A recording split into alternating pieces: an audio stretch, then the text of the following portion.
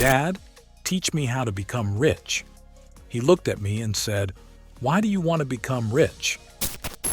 If money truly wasn't important, why do we work 8 hours a day until the age of 60? This is what will happen to you if you choose to be an employee all your life, no matter how high the job income is.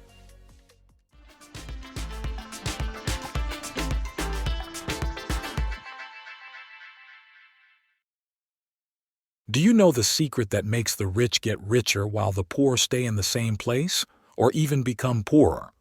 In this series, you'll learn what you weren't taught in school about money and wealth. Here is the best book about money, Rich Dad, Poor Dad, by Robert Kiyosaki, which will change your financial life forever. Welcome to Growth Galore. In this series, we will explain a remarkable book about money, considered one of the best on the subject, and which has achieved massive sales worldwide. This book will change your concept of money, and you will start seeing money differently, just as the rich do. If you start seeing and thinking about money like them, you will become rich like them. I am sure this book will change your financial life forever. Today, we will start the first part of explaining Rich Dad, Poor Dad by the wonderful author Robert Kiyosaki.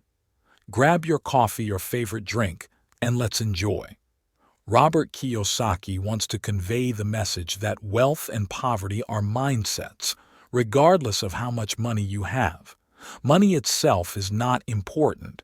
You could have a lot of money, but if you have a poor mindset, you will lose it.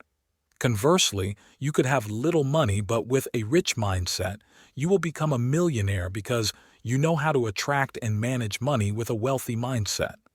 This is what actually happens. Some people start from scratch and become rich, while others inherit huge sums and lose them because they don't know how to handle them. In the introduction of the book, Kiyosaki compares the rich mindset with the poor mindset, saying, "I had 2 fathers, a rich one and a poor one. One was highly educated, intelligent, and held a PhD, while the other did not complete his schooling. Both worked hard and succeeded in their fields, and both had very high incomes, but the first struggled financially all his life, while the other became one of the richest men in Hawaii." Kiyosaki says, "One died leaving his family thousands of dollars, charitable institutions, and places of worship he built. The other left behind debts to be paid. One left his family and children with debts, while the other left them with great wealth. The ironic thing is that both fathers emphasized the importance of education, but one stressed only academic education, while the other emphasized life lessons alongside academic education.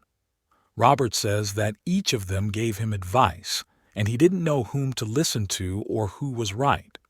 The differences between them were huge. For example, one always said, 'I can't do that, I can't create that opportunity,' while the other said, 'How can I do that?' When faced with a difficult task, he didn't say, 'I can't,' but rather, 'How can I do it?' He would spend a lot of time figuring out how to accomplish the task. One didn't give his mind a chance to think, while the other gave himself space to think and look for solutions.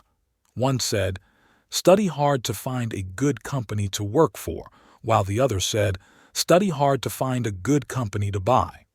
One said, 'My family, wife, and children are the reason I can't achieve wealth because their commitments are many,' while the other said, 'My family, children, and wife are the reason I want to become rich because I want to provide them with a decent life and support them.' The difference in thinking is astounding. Robert says, 'One always said I will never be rich or a millionaire, while the other said I am rich and the rich don't do this.' One of the best things my rich dad taught me is the difference between poverty and bankruptcy. Bankruptcy is temporary, a period that passes, but poverty is a lifelong condition. Don't fear bankruptcy, fear poverty. Robert Kiyosaki says he noticed that his poor dad was poor because of his thinking, behaviors, and the way he viewed and handled money. Meanwhile, the rich dad was rich because his thinking and dealings with money were like those of the rich, and he saw money the way the rich do. Robert Kiyosaki explains that there are certain sayings often repeated by the poor and middle class, such as, "Money is a means, not an end. Money isn't important, and money is the root of all evil." Kiyosaki clarifies that these ideas are incorrect. If money truly wasn't important, why do we work 8 hours a day until the age of 60? We need to rid ourselves of these negative thoughts and change our perspective on money. You have the right to think about how to build wealth, and you and your children have the right to live a dignified life and inherit money that will help them in their lives. Kiyosaki concludes the introduction with a story from when he was 9 years old in 1956 on the island of Hawaii. He says, "I have a friend named Mike whose father is smart and knows how to handle money, and another friend named Jimmy whose father works for a company and has money." Kiyosaki continues, "Mike and I went to my father who was reading the morning newspaper, and I said to him, 'Dad, teach me how to become rich.' He looked at me and said, 'Why do you want to become rich?' I replied, 'Because Jimmy, my friend at school, his mother came today in a very luxurious car and took him to their beach house for the weekend.' My father said to me, 'Well, son, if you want to become rich, you need to learn how to make money.' I asked him, 'And how do I make money?' He answered, 'You need to use your mind.' I felt as if he was saying to me, 'Don't talk too much with me. This is the most I can teach you.' Then he said to me, 'Go to your friend Mike's father. He will teach you how to create wealth.' I said to my friend Mike, 'Mike's father?' My father said, 'Yes, Mike's father knows how to turn money into wealth, but Jimmy's father works for a prestigious company which gave him the car, the house, and the high salary. One day, Jimmy's father will become middle class, while your father, Mike, is smart and knows how to turn money into wealth, and one day he will become rich.' Indeed, Mike's father became wealthy in the future, and he is the rich dad that Robert Kiyosaki talks about in the book. Mike went to his father and said, 'Dad, we want you to teach us how to turn money into wealth.' He set a meeting for us on Saturday. When Saturday came, we went to meet him in his small office where he had employees. At that time, he had 2 stores and a warehouse. We waited our turn in line, and when it was our turn, we entered the office. Mike's father said, 'My son Mike told me that you want to learn how to make money. Is that correct, Robert?' I replied, 'Yes, that's correct.' He said, 'I will make you an offer. I will teach you how to make money, but not in the traditional way through talking and lectures as happens in schools. I will teach you the way life teaches you in exchange for working for me. Whoever doesn't want to work for me won't learn anything. This is my offer. You either accept it or reject it.' I asked him, 'Can I ask a question?' He said, 'No, there is no room for questions. This is the offer. You either accept it or reject it. If you don't learn how to make decisions quickly, you will never learn how to make money. Opportunities come and go quickly, and this is an opportunity available to you now. You either accept it or reject it.' Robert said, 'I accept it,' and Mike also said, 'I accept it.' Mike's father then said, 'Excellent. Now, Mrs. Martin will take you to the workplace and show you the nature of the work and the location. I will give you a few cents for working 3 hours every Saturday.' We started working in the store, where our task was to clean the shelves and organize things. We worked 3 hours every Saturday and received 10 cents per hour. I felt frustrated because I used the 30 cents I earned to buy 3 children's magazines, each costing 10 cents. This continued for 4 weeks, and we didn't see Mike's father again. One day, my father told me that Mike's father was exploiting us because we were children, and that I should ask him to teach us or increase our pay.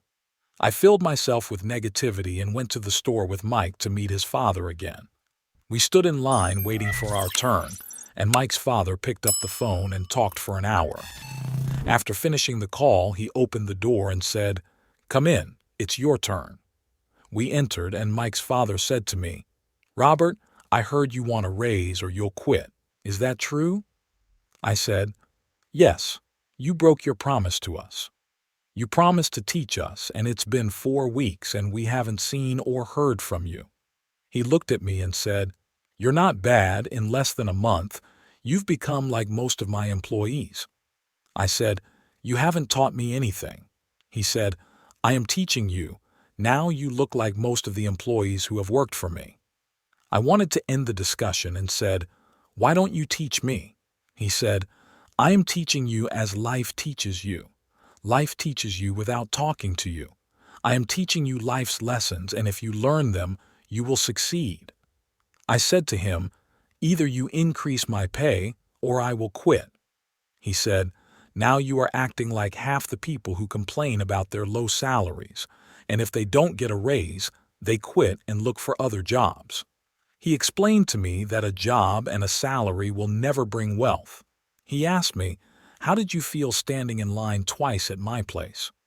Once to look for a job and once to ask for a raise.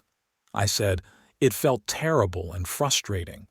He said, this is what will happen to you if you choose to be an employee all your life. No matter how high the job income is, you will never create wealth through it. He added, the rich don't work for money. They make money work for them. Money works for them while they sit. This is the first lesson I am teaching you. Did I teach you or not? I said, yes, you taught me. He said, are you willing to learn more? From today, you will work in the store without any pay. Do you agree? I said, I agree. He turned to Mike and asked him to, and Mike also agreed. We left his office and I was completely stunned. I wanted a raise or to quit, and now I was going back to the store to work without pay. And here ends the introduction of the book, dear follower. Stay tuned for the upcoming videos where we will start explaining the entire book. Thank you for listening attentively, and thank you for your invaluable time.